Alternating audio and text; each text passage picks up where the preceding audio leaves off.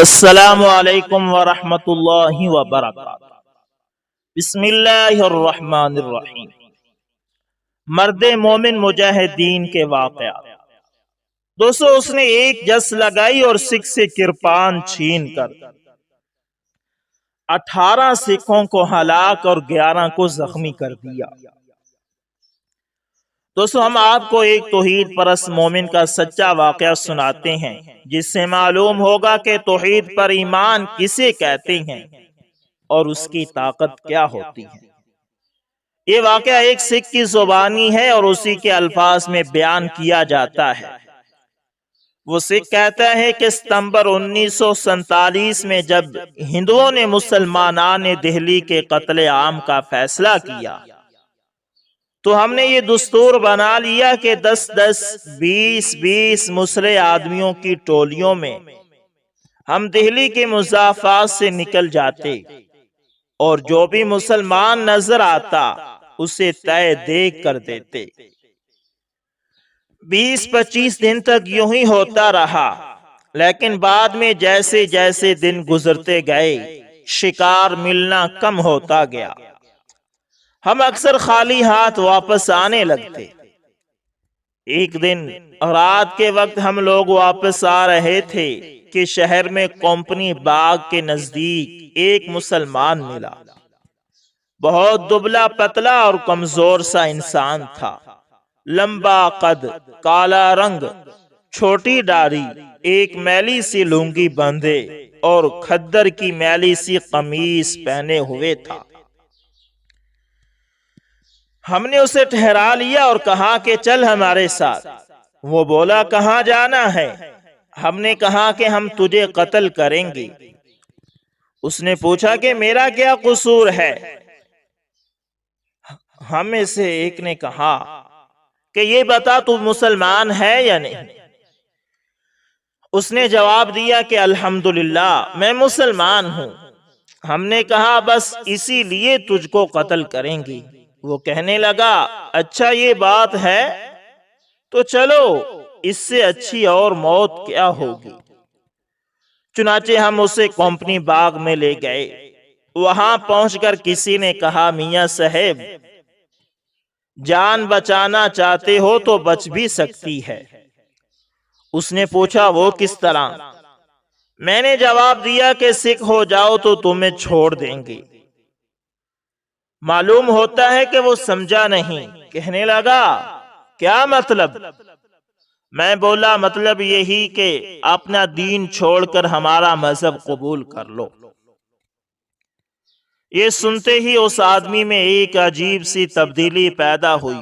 چہرہ سرخ انگارہ ہو گیا اور پہلی مرتبہ میری آنکھوں میں آنکھیں ڈال کر دیکھا۔ آنکھوں کے شرارے اور منہ سے جھاگ نکل رہی تھی۔ گرج کر بولا میں تمہارا مذہب؟ کافر کے بچوں، میں مسلمان ہوں، مسلمان۔ میں تم سے کہتا ہوں کہ تم مسلمان ہو جاؤ ورنہ مار مار کر ڈھیر کر دوں گا۔ یہ سن کر ہم سب اس کا مذاق اڑانے لگے اور ایک سردار جی کرپان لے کر قتل کے ارادے سے آگے بڑھے۔ ابھی 2 قدم بھی نہ جانے پائے تھے کہ ایک بجلی سی کودی۔ وہ مسلمان اچھلا اور ایک ہی جسم سردار جی کے ہاتھ سے کرپان چھین کر کوئی 10 گز کے فاصلے پر جا کھڑا ہوا اور کہنے لگا لو اب آؤ، دیکھوں کون مجھ کو سکھ بناتا ہے۔ بڑھو اب، منہ کیا دیکھ رہے ہو بزدل کہیں کے۔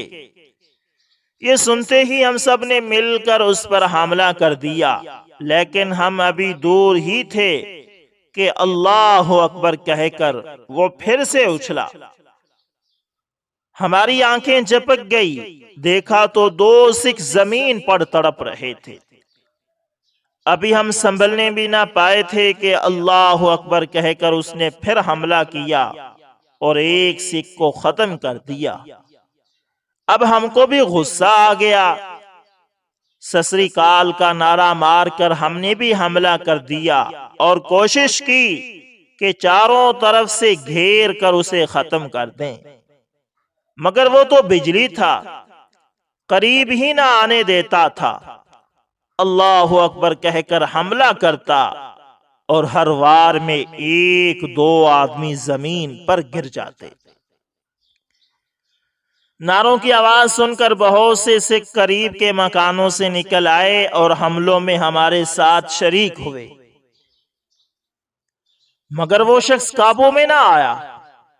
کوئی آدھ گھنٹہ لڑائی رہی اور ہمارے کئی آدمی مارے گئے۔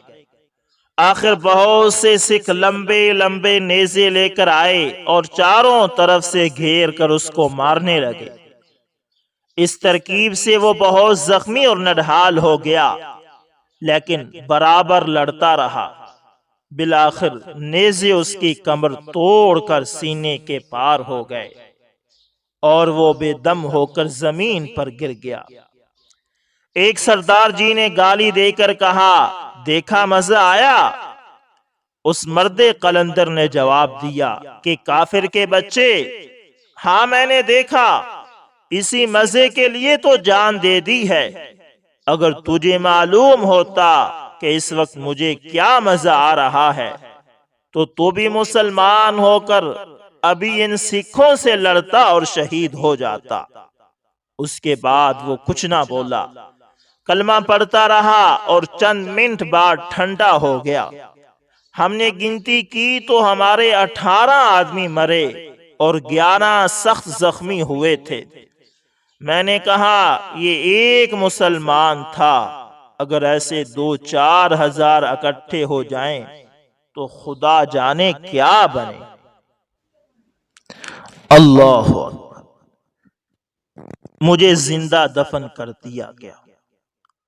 دوستو، اکتوبر 1999 میں جب تحریک آزادی کشمیر نے عسکری رخ اختیار کیا تو نعیم الحسن ہندوستان کے معروف عالم دین مولانا مختار احمد ندوی کے مدرسہ جامعہ محمدیہ میں درس نظامی کی 4تھی کلاس میں پڑھ رہا تھا۔ نعیم الحسن نے 8ویں جماعت پاس کرنے کے بعد دینی علوم حاصل کرنے کا فیصلہ کیا تھا اور برِ صغیر کے نامور محدث میاں نذیر حسین محدث دہلوی رحمت اللہ تعالی کے مدرسہ، جو کہ دہلی میں واقع ہے، داخلہ لے لیا۔ دہلی میں 1 سال تک تلمذ طے کرنے کے بعد نعیم الحسن مہاراشٹر میں مولانا مختار احمد ندوی کے مدرسہ میں چلے گئے اور خود کو اللہ والوں کے رنگ میں رنگنے کے لیے دن رات محنت کرنے لگے۔ اسی دوران میں ان کی مادر وطن مقبوضہ کشمیر میں بھارت نے ظلم و تشدد کا بازار گرم کر دیا۔ ہر گھر سے لاشیں اٹھنے لگی، بچوں، بوڑھوں، عورتوں پر ظلم کے پہاڑ توڑے جانے لگے۔ نوجوانوں کو پکڑ پکڑ کر عقوبت خانوں میں انسانیت سوز تشدد کا نشانہ بنایا جانے لگا تو نعیم الحسن نے میدان جہاد کی راہ اختیار کی اور ہندو بنیے کا ظالم ہاتھ توڑ دینے کے لیے اپنے مجاہد ساتھیوں کے ساتھ قدم بقدم چلنے کا فیصلہ کیا۔ اس وقت اعظم انقلابی کی تنظیم آپریشن بالا کوٹ نئی مارز وجود میں آئی تھی۔ نعیم الحسن آپریشن بالا اس تنظیم کے پلیٹ فارم سے انہوں نے بھارتی فوجیوں کے خلاف کئی کارروائیوں میں حصہ لیا۔ 19 اگست 1990 کو نعیم الحسن عازم پاکستان ہوئے۔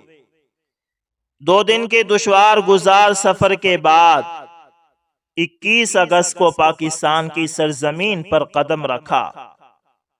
وہ لمحہ نعیم الحسن کے لیے زندگی کا خوشگوار ترین لمحہ تھا۔ پاکستان کی آزاد سرزمین میں داخل ہوتے وقت ان کا دل خوشی اور مسرت کے لازوال جذبات سے سرشار تھا۔ تقریباً 1 سال پاکستان میں رہے اور 20 کیمپ میں ضروری تربیت حاصل کرنے کے بعد 1 ستمبر 1991 کو وہ واپس مقبوضہ کشمیر چلے گئے اور مقبوضہ کشمیر کی معروف عسکری تنظیم تحریک المجاہدین میں باقاعدہ شمولیت اختیار کر لی۔ تحریک المجاہدین میں شمولیت کے بعد انہوں نے بے شمار جہادی کارروائیوں میں حصہ لیا۔ تحریک جہاد کے ساتھ آپ کی لگن ہی کا نتیجہ تھا کہ آپ کو تحریک المجاہدین کا ڈویژن کمانڈر مقرر کر دیا گیا۔ دسمبر 1993 کو آپ سری نگر میں ایک مسافر بس میں جا رہے تھے کہ بارڈر سیکورٹی فورس کے اہلکاروں نے اچانک چھاپا مار کر آپ کو گرفتار کر لیا۔ گرفتاری کے فوراً بعد آپ کو بدنام زمانہ ٹارچر سیل پاپا لے جایا گیا اور شدید تشدد کا نشانہ بنایا گیا۔ ٹارچر سیل میں لے جانے کے فوراً بعد آپ کے جسم سے تمام کپڑے اتار دیے گئے اور مادر ذات برہنہ کر کے مار مار کر ادموا کر دیا گیا۔ تقریباً 2.5 ماہ تک آپ اس عقوبت خانے میں رہے۔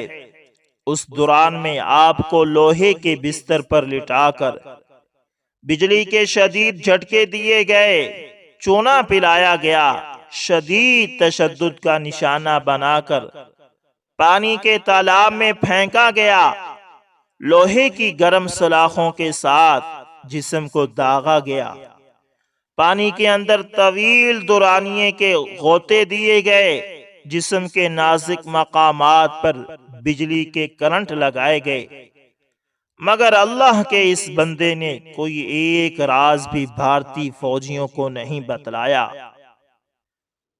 وہ عزیمت کے کوئی گراں بنے رہے۔ پیپا کے انٹروگیشن سینٹر کے جلاد تشدد کے تمام حربے آزما کر تھک گئے تو انہیں پیپا نمبر 1 نامی حکومت خانے میں منتقل کر دیا گیا، اور ایک بار پھر آپ پر تشدد کی وہی مشق دہرائی جانے لگی۔ پیپا نمبر 1 میں مسلسل 9 ماہ تک نعیم الحسن پر تشدد کیا جاتا رہا، لیکن بھارتی فوجی ظلم کے تمام تر ہتھ کنڈوں کے باوجود آپ کی زبان سے ایک لفظ بھی اگل نہ سکا۔ اسی دوران میں بھارتی پریس میں آپ کو آزاد کشمیری کا شہری اور تحریک المجاہدین کا چیف کمانڈر ظاہر کیا جاتا رہا۔ حراست کے دوران ہی آپ کو ایک روز سری نگر سے کپوڑا لے جایا گیا۔ پتہ چلا کہ آئی جی نے بطور خاص ان کو یاد کیا ہے۔ آئی جی نے ان سے کئی سوالات کیے، لیکن نعیم الحسن نے کچھ بھی تسلیم نہیں کیا۔ آئی جی نے غصے میں آ کر بی ایس ایف کے اہلکاروں کو حکم دیا کہ اسے زمین میں زندہ دفن کر دو۔ پھر نعیم الحسن کی آنکھوں کے سامنے قبر کھودی گئی، اور پھر بھارتی فوجیوں نے انہیں پکڑ کر قبر میں ڈالا اور اوپر مٹی ڈالنا شروع کر دی۔ اس دوران میں بھارتی فوجی مسلسل یہ پیشکش کرتے رہے کہ اب بھی سب کچھ بتا دو تو تمہیں معافی مل سکتی ہے۔ بھارتی فوجیوں کا خیال تھا کہ وہ زندگی بچانے کے لیے اس آخری موقع سے ضرور فائدہ اٹھائیں گے، مگر جن کی نظریں شہادت کی موت پر لگی ہوں انہیں دنیاوی زندگی سے کیا واسطہ۔ نعیم الحسن نے اب بھی کوئی راز افشا نہ کیا تو انہیں واقعتاً زندہ دفن کر دیا گیا۔ منو مٹی ان کے اوپر ڈال دی گئی۔ 8-10 منٹ تک زیر زمین دفن رہنے کے بعد انہیں دوبارہ نکال لیا گیا۔ یہ قبر پہاڑ کی ایک بلند چوٹی پر بنائی گئی تھی۔ بی ایس ایف کے اہلکاروں نے قبر سے نکالنے کے بعد نعیم الحسن کے ہاتھ پاؤں ایک رسی کے ساتھ باندھ دیے اور انہیں نوکیلے پتھروں پر سے گھسیٹتے ہوئے پہاڑ کی چوٹی سے نیچے لایا گیا۔ مختلف عقوبت خانوں میں ٹارچر کرنے کے باوجود جب بھارتی فوجی آپ سے کچھ اگلوا نہ سکے تو بالآخر آپ کو جیل بھیج دیا گیا۔ اپریل 1996 میں جیل سے رہائی کے بعد نعیم الحسن نے چند دن گھر میں آرام کیا اور پھر ان کی بے قرار طبیعت ان کو میدان جہاد میں کھینچ لائی۔ مارچ 1998 میں نعیم الحسن نے ایک بار پھر خونی سرحد عبور کی اور پاکستان چلے آئے، اور آج کل 20 کیمپ میں تحریک المجاہدین کے لیے دن رات وقف کیے ہوئے ہیں۔ اللہ اکبر۔ شہید مجاہدہ نور بی بی کا کارنامہ۔ دوستو، افغانستان کی ایک نو عمر مجاہدہ کا ذکر یقیناً ایمان افروز ہوگا۔ 1 دسمبر 1981 افغانستان کے صوبہ زابل کی ایک مختصر بستی آکازائی پر روسی گن شپ ہیلی کاپٹروں کی بمباری سے 16 سالہ نور بی بی کا باپ اور چھوٹا بھائی شہید ہو گیا۔ تب سے اس نے ارد گرد پھیلے ہوئے جنگی محاذوں پر کھانا اور پانی پہنچانے کی ذمہ داری سنبھال لی۔ 30 نومبر 1981 کوترا کی قبیلے سے تعلق رکھنے والی 100 سے زائد خلقی کمیونسٹوں نے 30 مجاہدین کے مورچے کو گھیرے میں لے لیا۔ شدید فائرنگ سے 3 مجاہد شہید اور 15 زخمی ہو گئے۔ نور بی بی کئی بار کھانا اور پانی لے کر گئی، لیکن ہر بار ناکام لوٹنا پڑا۔ سورج ڈھلنے سے پہلے اسے کئی میل دور فیروز زئی نام کے دوسرے جنگی محاذ پر جاتے دیکھا گیا۔ حریت پسند وہاں سے جا چکے تھے، صرف ایک بوڑھا نگران موجود تھا۔ لڑکے کے شدید اصرار پر اس نے اپنی رائفل اور کچھ گولیاں اسے دے دی۔ رات کا اندھیرا چھا جانے کے بعد محاصرہ کرنے والوں کو گولیوں کی بچھاڑ کا سامنا کرنا پڑا۔ نور بی بی نے بڑی تیزی سے بھاگتے ہوئے 3 مقامات پر فائرنگ کر کے افراتفری پھیلا دی۔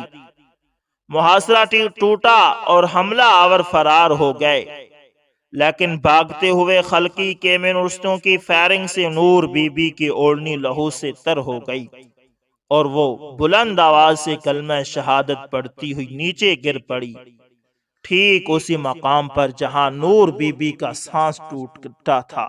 قبر کھودی گئی اور ہچکیوں کے ساتھ روتے ہوئے سینکڑوں لوگوں نے مرنے کی خون آلود چادر میں نور بی بی کو دفن کر دیا۔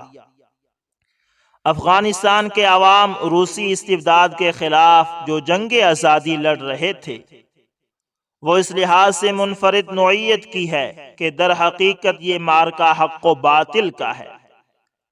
مادری ساز و سامان کی فراوانی، جدید ترین سائنسی اسلحہ اور بھپری ہوئی طاغوتی طاقتوں نے افغانوں کی غیرت ایمانی کو للکارا، اور وہ غازیانہ عزم لے کر میدان جدال و قتال میں عورتوں سمیت اتر پڑے۔ اللہ اکبر، اللہ اکبر۔ دوستو، جب بھی مسلمانوں پر کسی نے قبضہ کرنے کی کوشش کی، مسلمانوں کو نیچا دکھانے کی کوشش کی، یا مسلمانوں کی سرحدوں کی طرف دیکھا، تو مسلمان مجاہدین بچوں سمیت میدان میں آ گئے۔ انہوں نے نہ اپنے بچوں کا لحاظ کیا اور نہ ہی عورتوں کا، بلکہ عورتیں بھی مجاہد بن کر میدان میں کود پڑی۔ یہی تو وہ ادا ہے مسلمانوں کی، جس نے کبھی بھی مسلمانوں کو شکست نہیں کھانے دیا۔ اور دوسری بات یہ ہے کہ مسلمان صرف اللہ پر بھروسہ کر کے لڑتا ہے۔ اسے پتہ ہے کہ اگر میں مر گیا تو شہید، زندہ رہا تو غازی۔ مجاہدہ خاتون بی بی حاجیہ کا کارنامہ۔ تو وہ عورت اپنے شوہر کی شکاری بندوق کی طرف لپکی اور اس نے اپنے طرف بڑھتے ہوئے 2 روسی فوجیوں پر فائر کیا۔ ابھی وہ بندوق بھر رہی تھی کہ تیسرے فوجی نے اسے گولی مار دی اور 40 سالہ خاتون بی بی حاجی کو گھسیٹتا ہوا گاؤں کے چوک کی طرف لے گیا۔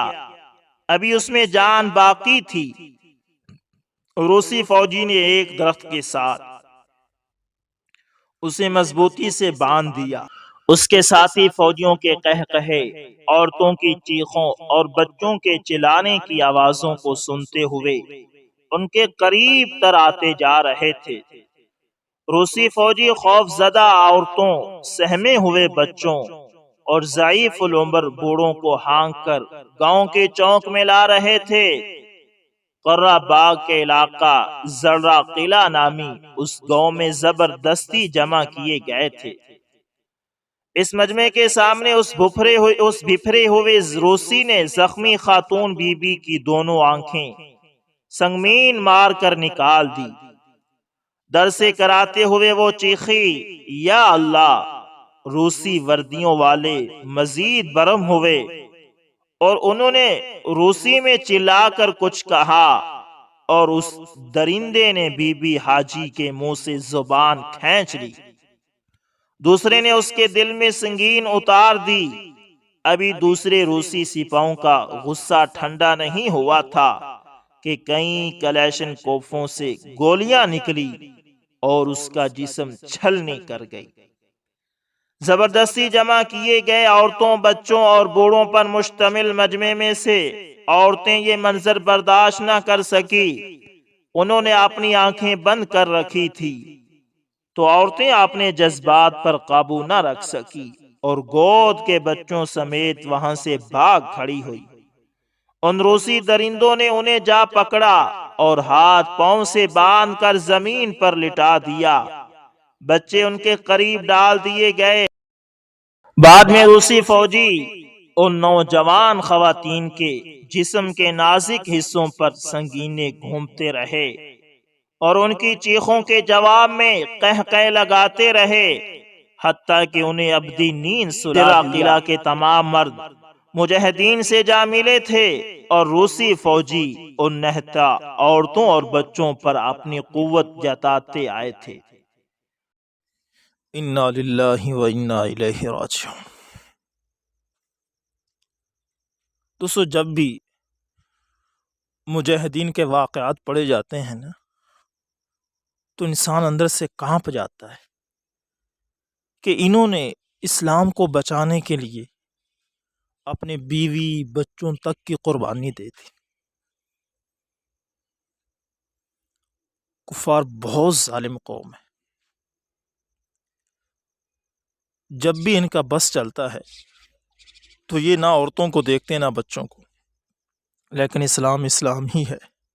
اسلام ہمیشہ عورتوں اور بچوں کے معاملے میں نرمی کا برتاؤ کرنے کا حکم دیتا ہے۔ افغانوں کی تحریک مزاحمت کی یہ کہانی 7 پارٹیوں کے اتحاد اسلامی مجاہدین افغانستان میں شامل ایک تنظیم سے تعلق رکھنے والے قرہ باغ کے علاقے کا ایک مقامی نہ ڈر سنا رہا تھا، جو کہ کمانڈر تھا۔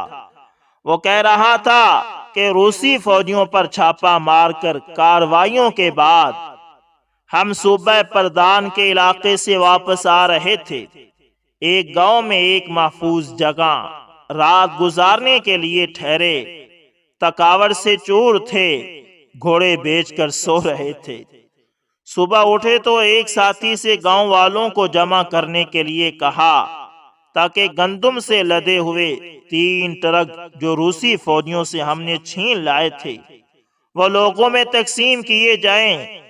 ابھی وہ باہر نکلا ہی تھا کہ گولیوں کی ایک بچھاڑ پڑی اور ہمارا ساتھی شہید ہو گیا۔ اب ہمیں پتہ چلا کہ روسی فوجی محاصرہ کر چکے ہیں اور وہ اب ہمارے اپنے ٹھکانے سے باہر نکلنے کے منتظر ہیں۔ میں میگا فون اٹھا کر روسیوں سے مخاطب ہوا۔ میں قرہ باغ کا مقامی کمانڈر بول رہا ہوں، پہلے ایک ایک کپ چائے کی ہماری دعوت قبول کیجئے، پھر لڑیں گے انشاءاللہ۔ لڑائی میں ہم تم پر اسلام اور ایمان کی قوت واضح کر دیں گے انشاءاللہ۔ ایک مجاہد کے شہید ہونے پر ہم اب 12 آدمی تھے۔ روسیوں کی جانب سے جواب میں عبدالہادی ایک پرچمی نے لڑنے کے لیے چیلنج دیا اور پھر ہم نے پوزیشنیں سنبھال لی۔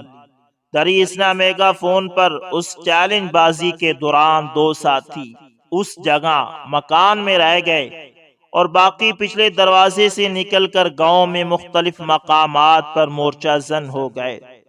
دن بھر مارکا رہا۔ روسی بختر بند گاڑیاں اور ٹینک ہمارے 2 راکٹ لانچروں کے خوف سے قریب نہ آئے تھے۔ رات ہو گئی اور جنگ بند ہو گئی۔ صبح ہم نے دیکھا تو خاموشی سے روسی محاصرہ چھوڑ کر بھاگ چکے تھے۔ تو دوستو یہ تھے چند مجاہدین کے کارنامے، اور اسی طرح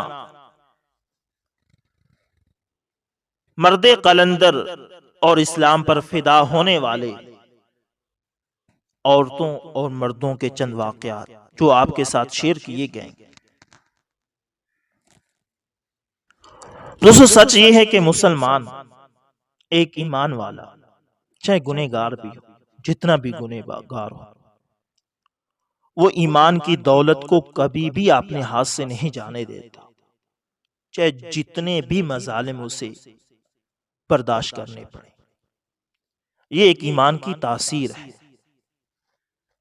دوستو امید کرتا ہوں ویڈیو اچھی لگی ہوگی، پسند آئے تو لائک شیئر کومنٹ لازمی کریں، اور اگر آپ ہمارے channel AS information T V پر نئے ہیں تو دوستو اس کو بھی لازمی سبسکرائب کریں اور ساتھ میں بیل کے نشان کو دبانا نہ بھولیے گا تاکہ ہر نئی ویڈیو کا نوٹیفیکیشن آپ تک پہنچتا رہے۔ دوستو ملتے ہیں کسی نیکسٹ اچھی سی ویڈیو کے اندر، تب تک کے لیے